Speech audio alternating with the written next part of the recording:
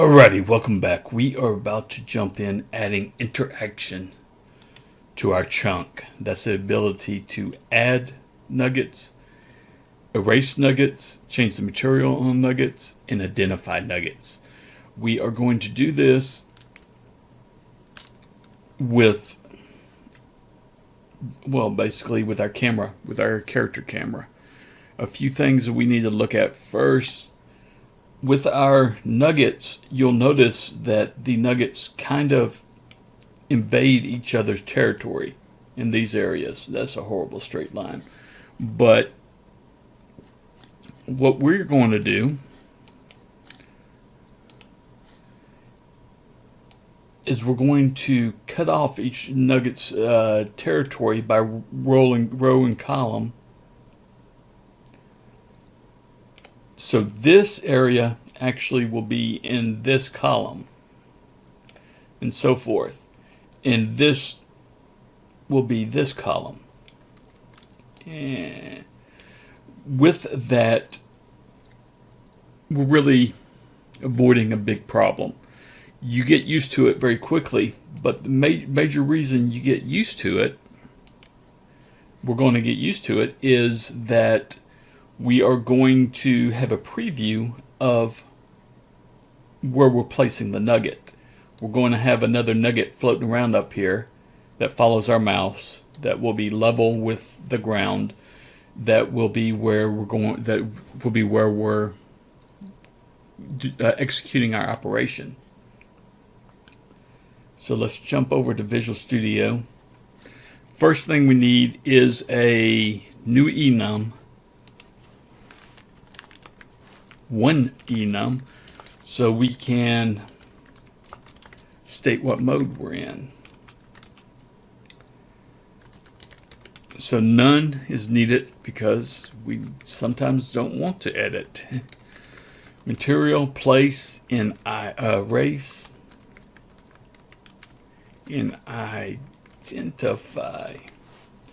And identify will basically tell us, give us all the information on a nugget we click on. Not extremely important, but kind of important.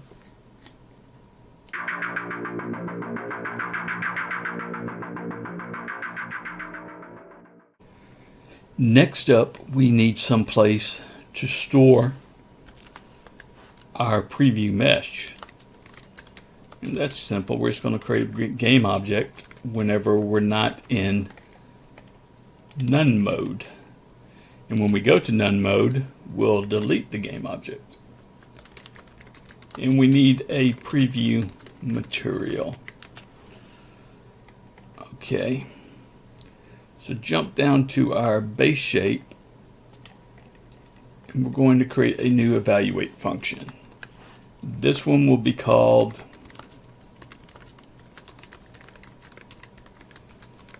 and it is fairly simple.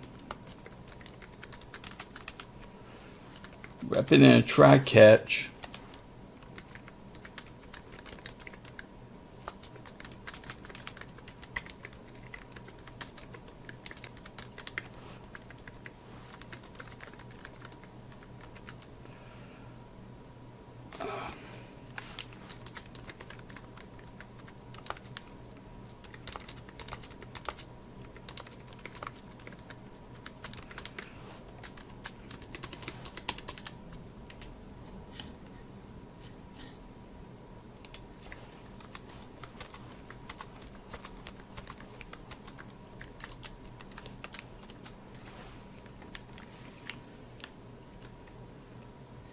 And we're just calling each side. We're going to create all of them, put them on 0. This will have only one material, our preview material. And then we jump over here. Did I not save over there? No. And we'll see that we have a preview object here. That's public just because I like to see it when I'm debugging. And then we have the preview material. I have a very basic material here.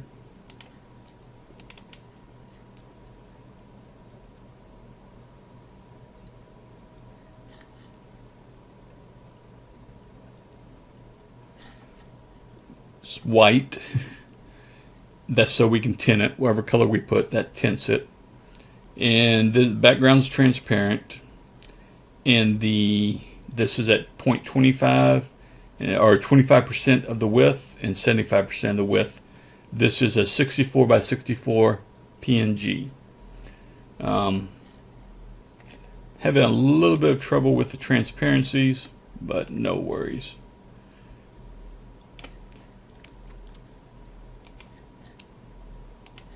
So let's get going. Let's create our create preview function.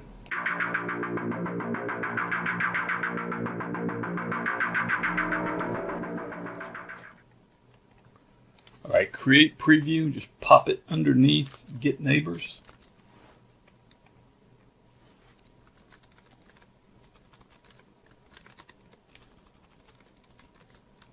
Try to avoid having fat fingers, because I do.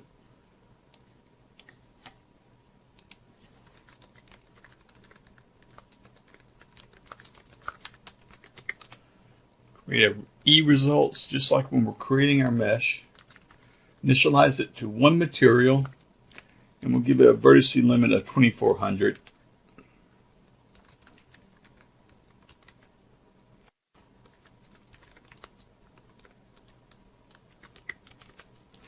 If our preview is null, which it most likely will be right now, we'll create a new one. A little bit later on, what we will do is actually preview what the model is, what the mesh is that we design in Blender will look like. I mean, we'll actually preview the actual piece from Blender. And therefore, we won't create a new game object. We'll just update its mesh. But right now, we'll just go through the motion.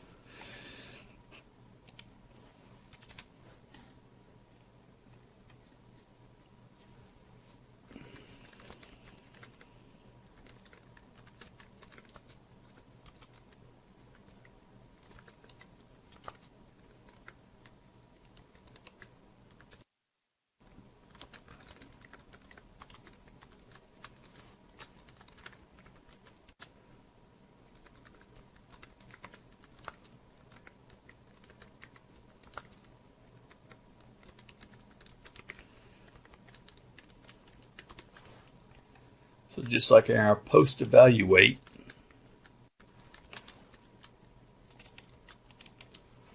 we need to copy our normals over. Copy our UVs over.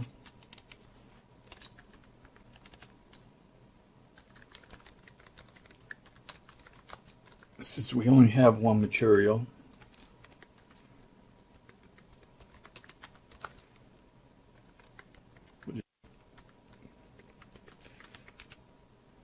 avoid doing the loop.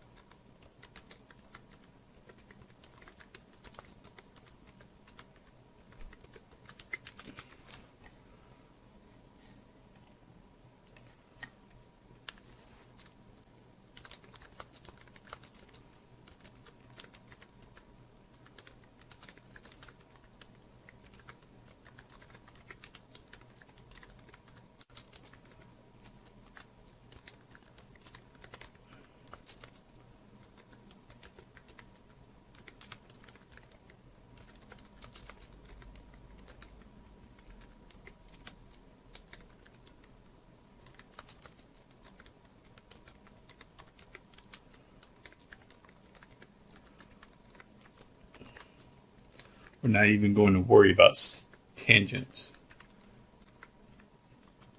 Something we can do later on, I guess, when we get to the more detailed previews. But for now,